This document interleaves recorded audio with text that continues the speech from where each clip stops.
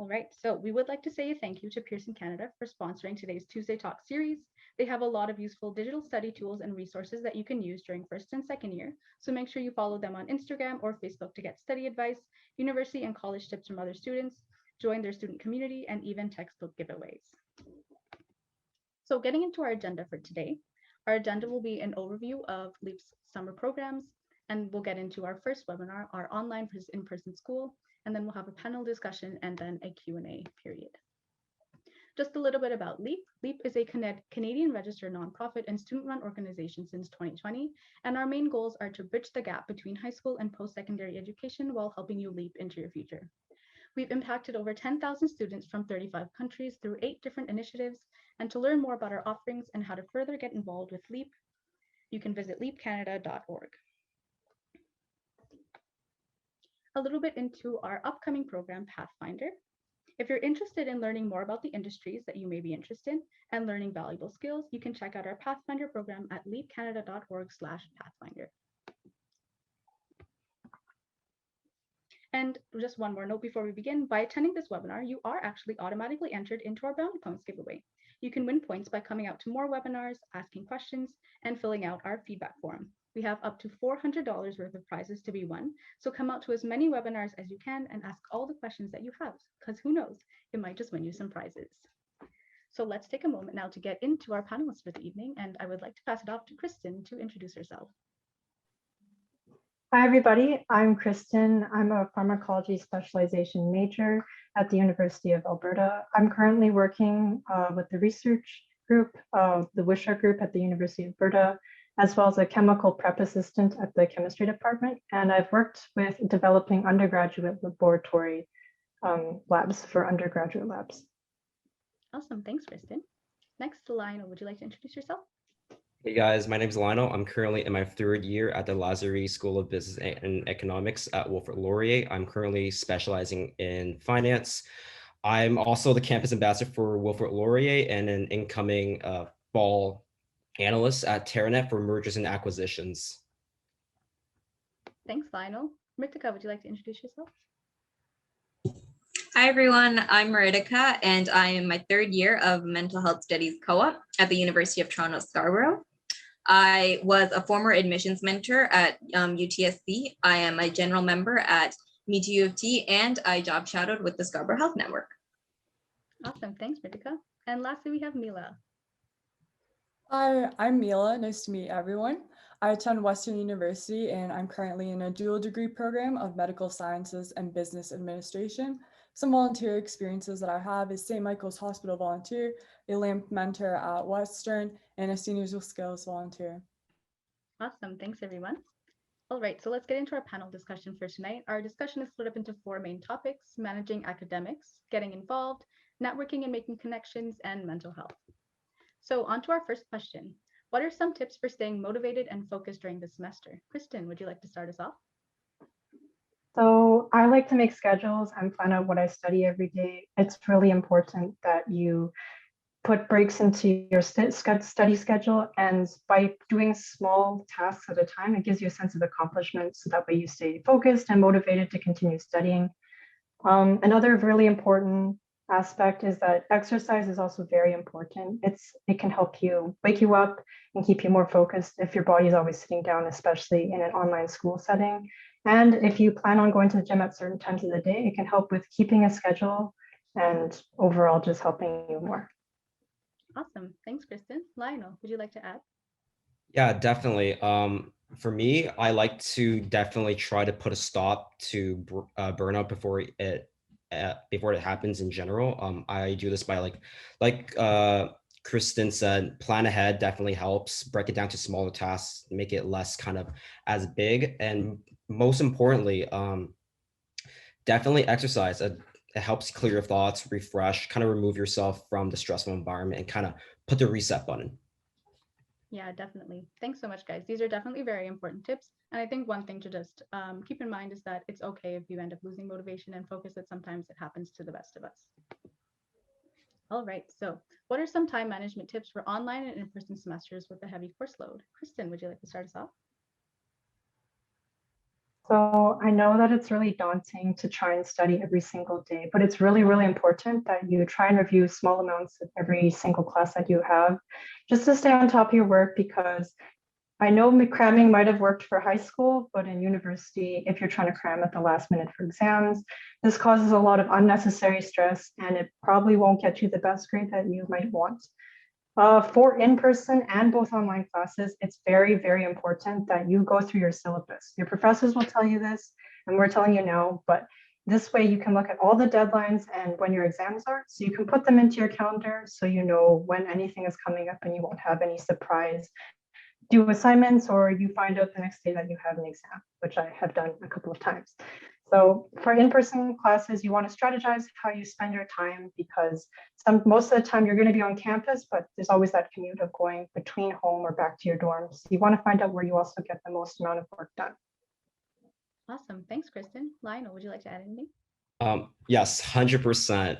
Your syllabus is your best friend when you start your courses. You definitely want to jot down all important due dates. What I do personally that I find really helpful is once you jot down the major due dates, I like to kind of plan ahead based month by month. And then I think I mentioned earlier, break it down so it seems less daunting. You're not really cramming it in, and it really kind of, your work would definitely benefit. You're not rushing it. So definitely break it down by the month, eventually by the week, and then by the day. So that way you feel accomplished, you're on top of your work, and most importantly, the work you produce is high quality and you get the grades that you want. Yeah, thanks, guys. Those are some really important tips, and definitely some tips that I use myself. So thanks, guys.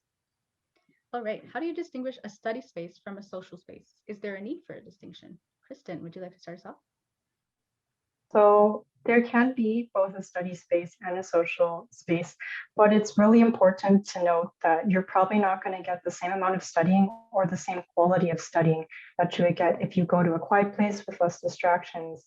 I know it's really fun to study with friends, but if you really want to get some serious studying done for an exam, you might want to go to a library or book a study room. But if you do want to study friends, you want to pick people who you know want to keep you on track and are just as determined as you to study, but will also take the occasional break with you. Awesome. Thanks, Kristen. Lionel. Yeah, I couldn't have said it any better. Studying with friends depends, like, of course, the type of friends that you study with can be either really beneficial or really damaging. They can either, keep you motivated, keep you on task, or distract you a lot. Another thing that kind of helped me distinct from my social space before the pandemic was I tried to minimize the amount of time I'm studying in my apartment or in my room, because I want to keep kind of separate study space, my space, and school space. So I usually go to the library and study with friends there. And even with the pandemic, it's really important to kind of have that distinction. So what I do is kind of have specific blocks in my schedule throughout the day where I study. And then after that block, I don't study at all. It's my personal space, my personal bubble. And I get to do like whatever I want. I get to invite friends, goof off. So it's really important to have that distinction when you're back in person, to have that separation between study space and that social atmosphere.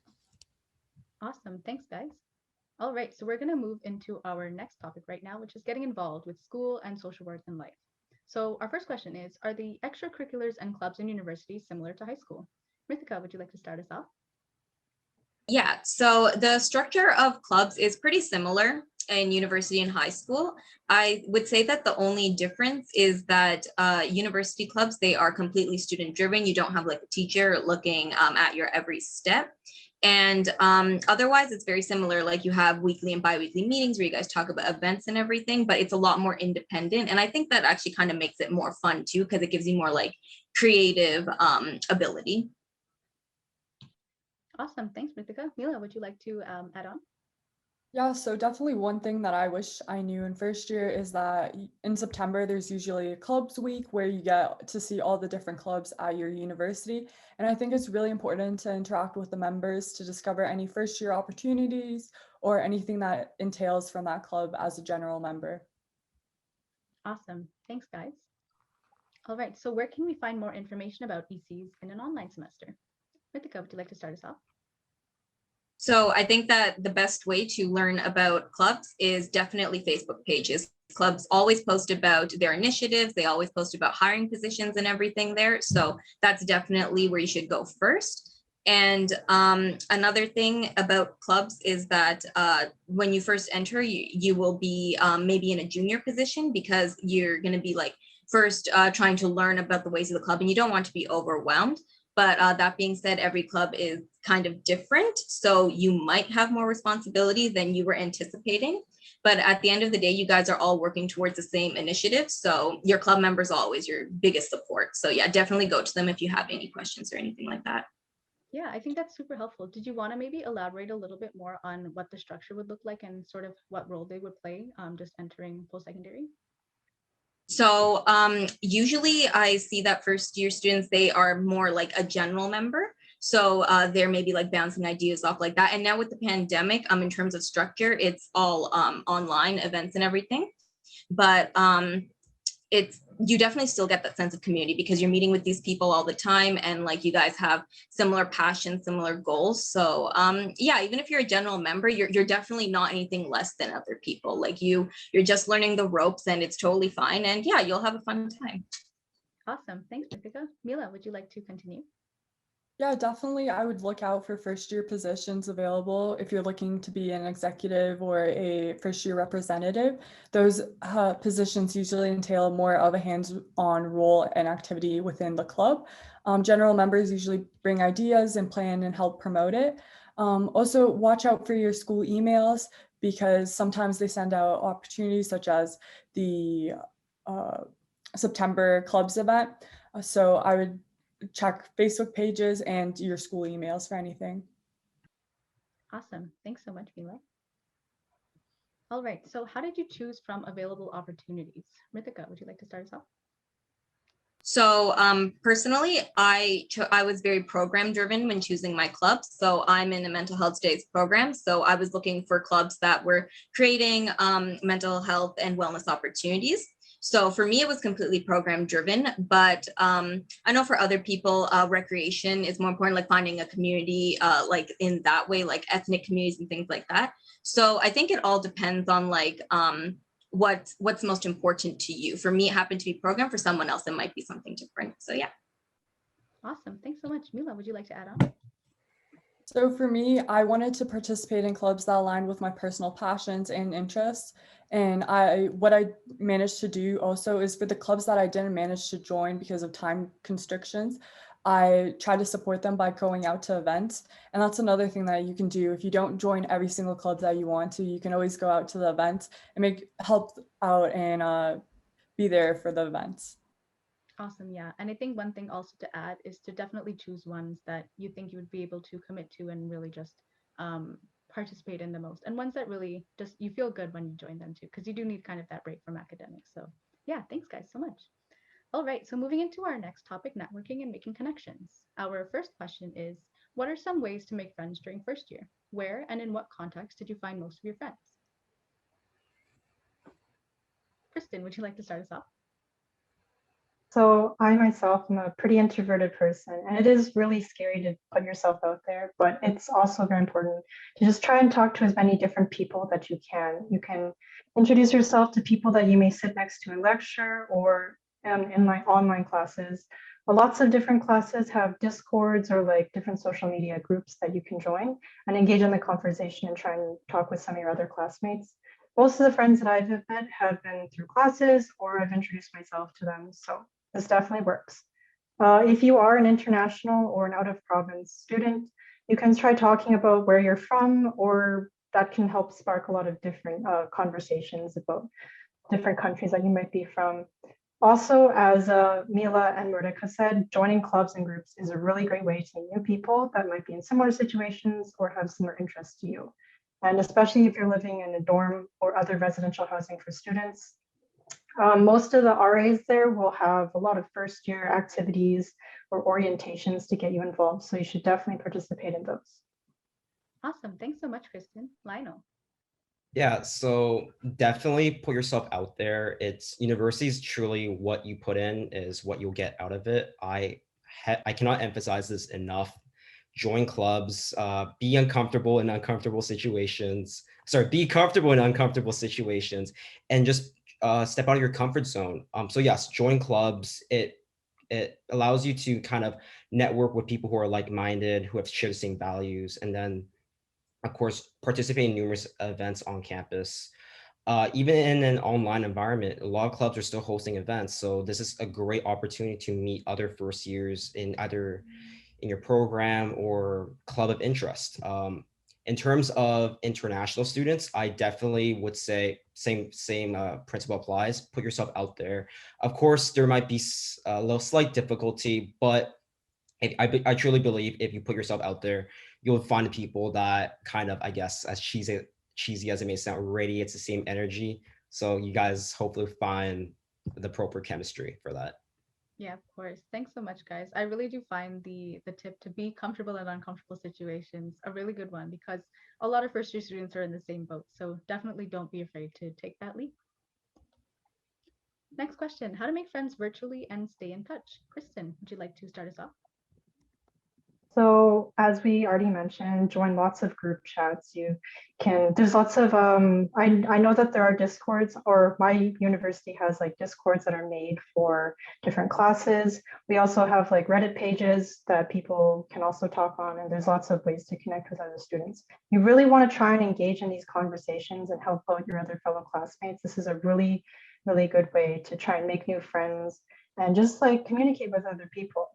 Also, if you are in person, you can always try exchanging social media if you're comfortable and just try and catch up with each other, ask to study or work on homework together. That's a really great way.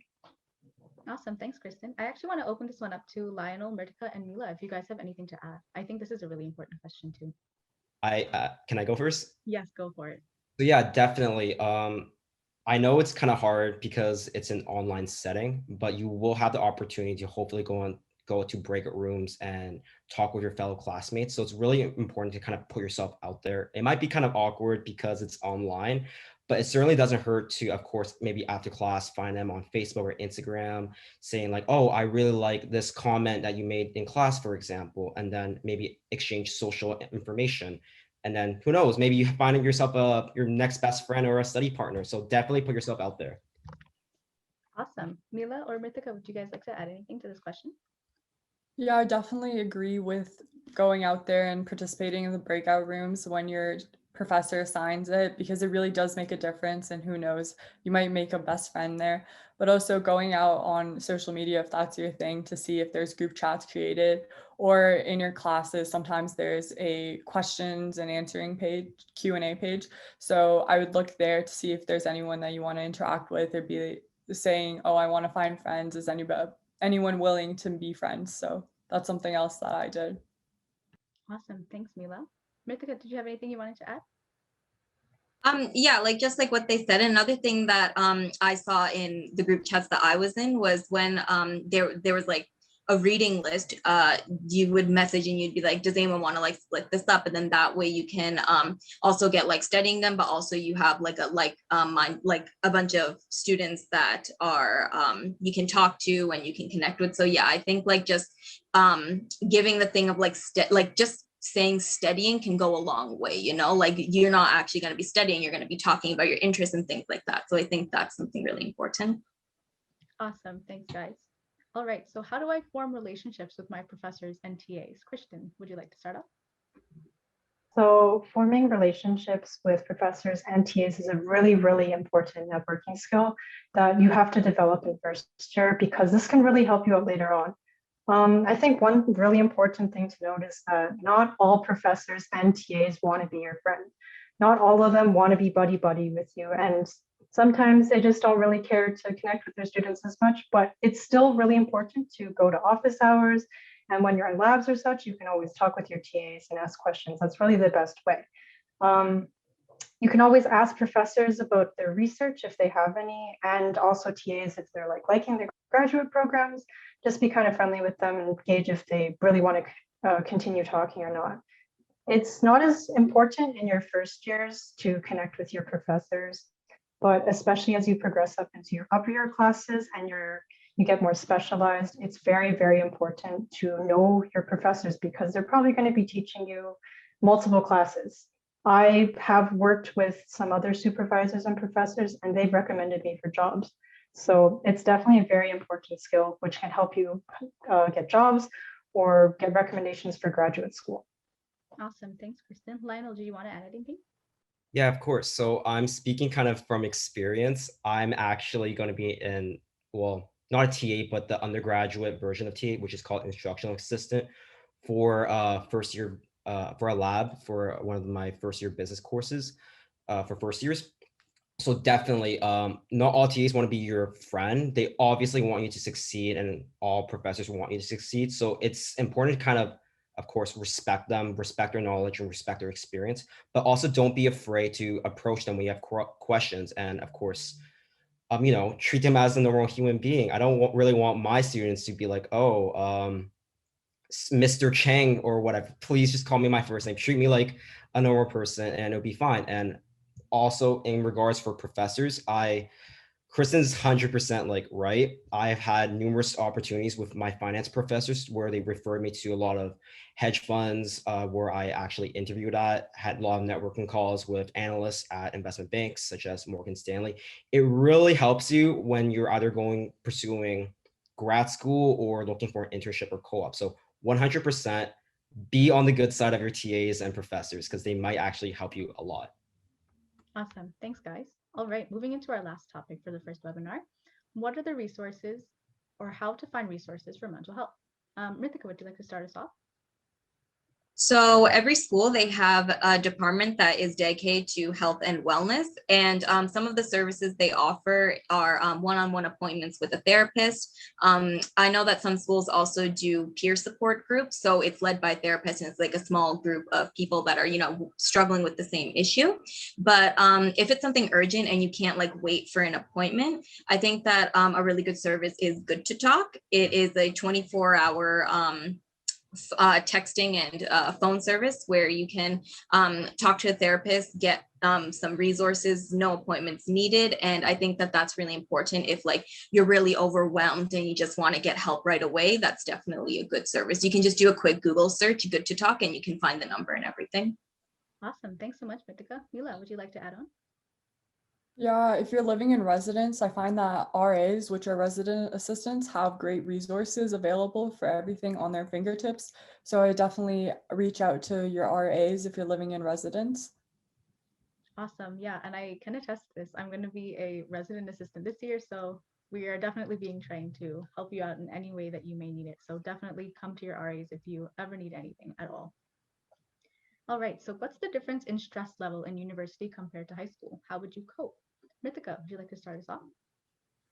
So university is definitely more overwhelming than high school because you get like all your syllabi like the first day, and it has like all your deadlines for assignments, and you can get like a bit stressed, like how am I going to get all this done? But like I think the important thing to do is not panic.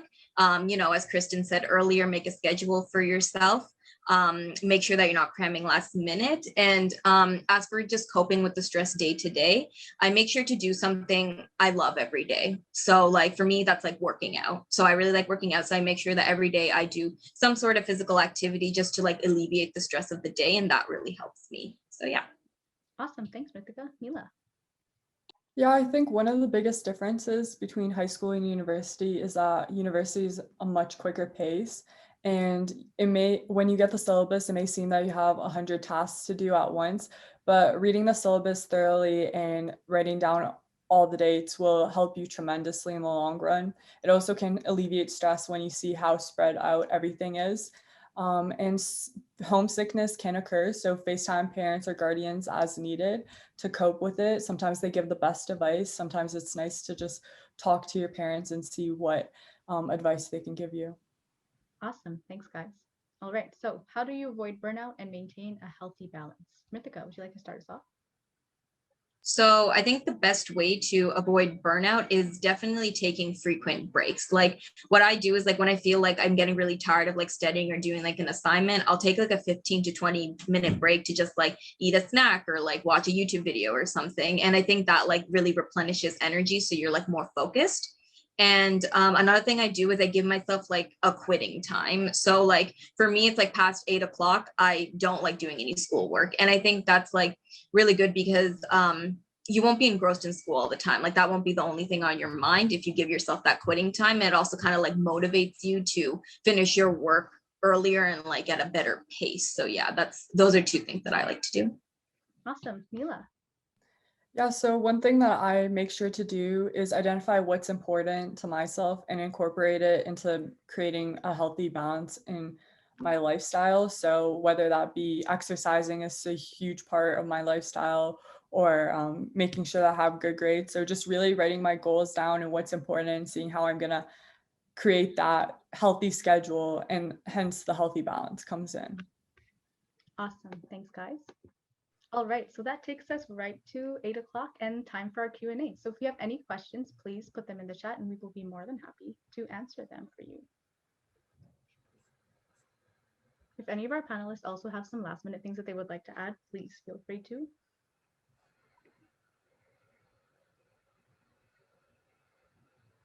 Yeah, I think one thing is that if you have the time going into first year, I would definitely reach out to upper year students on Facebook group chats or just in general, because they really do have wisdom of the courses and some knowledge and tips and tricks that can really help you. So I would try to make some friends with upper years too. Yeah. I also have another one. Don't buy your textbooks the first day you go to university. Wait till the first lecture. They usually specify if the textbook's necessary, or if it's, of course, you're fine with a previous copy. That will save you a lot of money because textbooks is a killer in uni. Awesome. I'm seeing some questions in the chat, so let's take a minute to go through those. How do you deal with the fear of missing out, such as if you know you have to study but all your friends are going out? Who would like to start us off? I could answer this one. I think that with the fear of missing out, I just think like down the road, there's going to be another event that I can attend with my friends. And so that's what keeps me motivated to complete my work for the night. Like eventually there will be maybe not the same event, but a similar event. And there's going to be ample amount of opportunities to socialize with your friends. So that's something that to keep in mind. It's not just like there's one big event of the year and then you never socialize again. Awesome. Would anybody else like to add anything? I can add. Oh, go for it. Yeah. All right. So I go to a lot more, I guess, social school, to say the least, at Laurier. So it's really important to kind of remind yourself your end goal. For me, of course, it was going on the buy side on in finance. So that definitely motivates me to kind of not drift off and stay true to what I want to do, and of course my own interests. Awesome. Okay, let's see what our next questions are. Is first year the most stressful, or is that dependent on your program? I can answer this. So for me, first year was definitely one of probably my second most stressful year, because you're making that adjustment from what high school work is like to university work is like. You have a lot more stuff to do.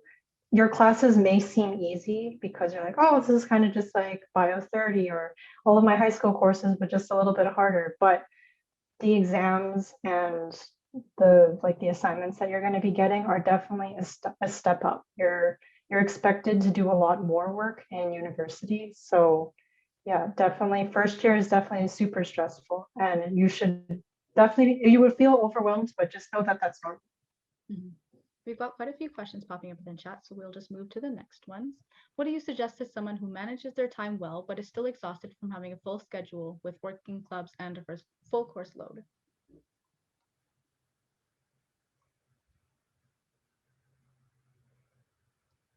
I can answer that.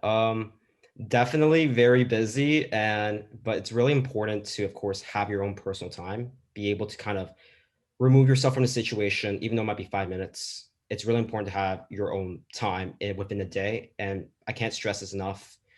You should put your mental health above anything. So if you feel like you're about to snap, right, just having a bad day, it's really important to take care of yourself, because that at the end will contribute to your overall success.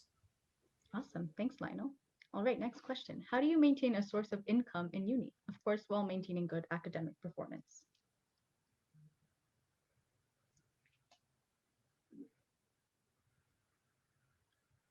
I can answer this. So I actually work during the school year. I have a part-time job at the university. Sometimes the university does have like small jobs that you can do as students, like working at like an info booth or such. But it is very important that during the summer you get scholarships and you work, especially if you need the money. That's where you should be really generating revenue. If you really do need to take a part-time job, just make sure that you let your boss know, like, hey, I have exams coming up, and just know that school is always more important than work. You can always find another job, but if you drop out of a course or stuff, that will affect you more in the long run. Awesome. Thank you. The next question, how much does a specific professor or TA change your experience of an overall course? I can take that one because I have my fair share. I think everyone has a fair share of bad professors. I'm not gonna lie. Professors will make or break the course, even though it's really easy or really hard. They can make an easy course really hard or a really hard course really easy. It's really up to the professor. But at the same time, of course, you can't let that really deter you from, I guess, succeeding. You can't really blame the professor. Yes, it might make it a lot harder, but at the end of the day, it's kind of on you to, do well.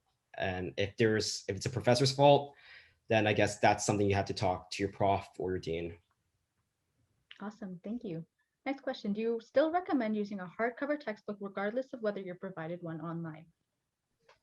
I can take this question. I think it depends on your studying preference. Personally, for me, although there were textbooks and online versions, I prefer having a hard copy because I like writing the notes on it.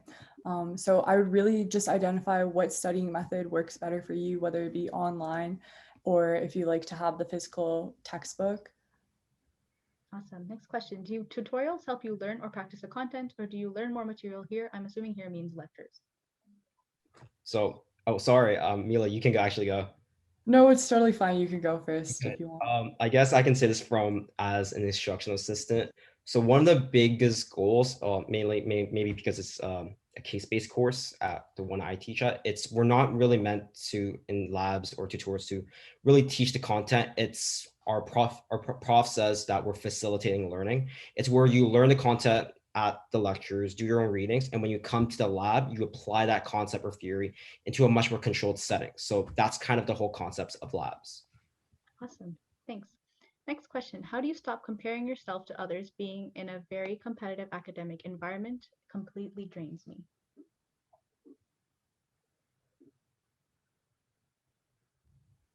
I can take this one. So coming out of high school, I was very much that person that would like compare myself to others. But then like I think after a while, you just realize that that's not productive. Like at the end of the day, it's you who's trying to get through this program. So just try and make yourself better. Don't try and be better than somebody else. So I think that the best way to do that is just when you're hearing conversations of people like comparing grades or assignments and things like that, just don't pay attention to all that stuff. Just focus on yourself. Know that what you're doing is good for you. So yeah, just try to like block all the negativity out, I guess. Awesome. Next question, how should you get your supplies before school starts, especially regarding the cheaper options?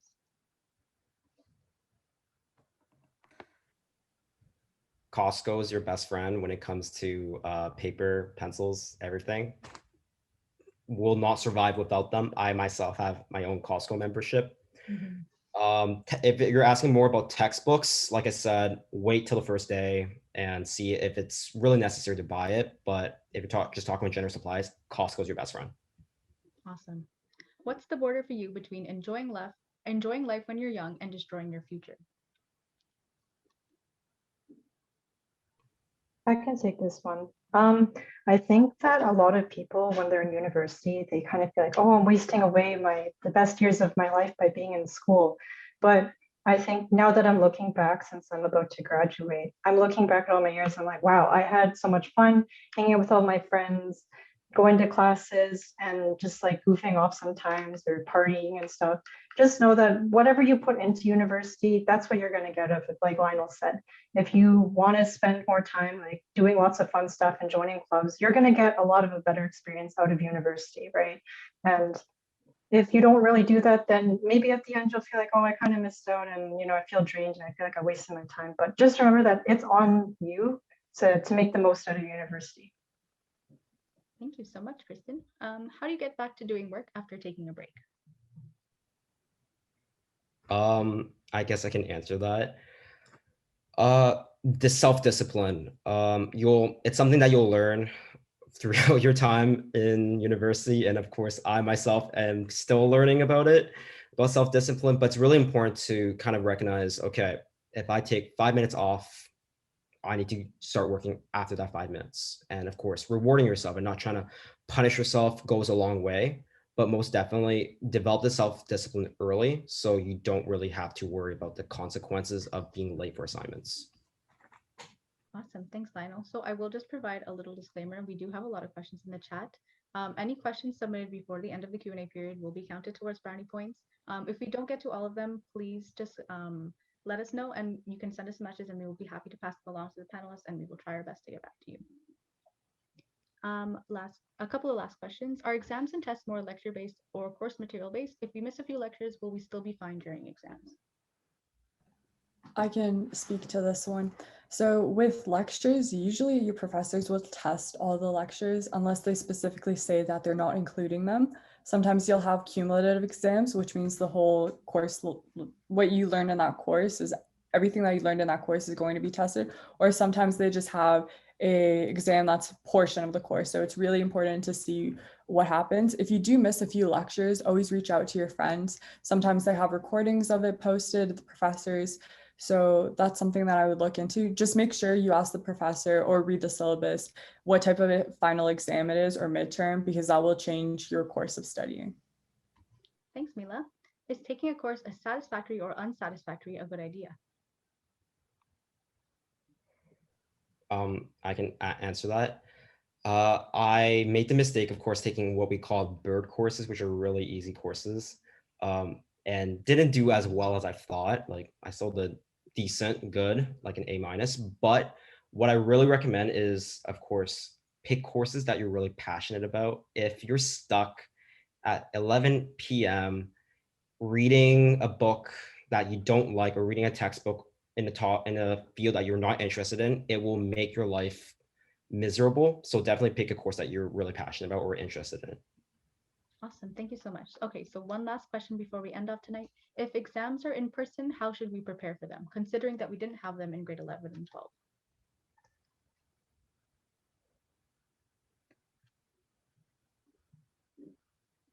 I think one thing that I would do for preparing for exams is take a look at what type of exam you're writing. If it's cumulative, that means you have to know everything. Look at the percentage breakdown. Sometimes you have 10% tutorial lecture, 90% content that you learned in lectures. So that's really important, understanding what type of exam it's going to be. Is it multiple choice? Is it written? If it's written, sometimes you have to learn more of the how to write towards the prof's liking or the TA's liking. If it's multiple choice, then looking at multiple choice strategies and more fact-based. So it really depends on the course to course. Definitely taking a look at all your notes, rereading them, seeing if you use like memorization tactics, reaching out to TA. Sometimes they have great ways to study for that course too. Awesome. So thank you so much, panelists. That marks the end of our Q&A period.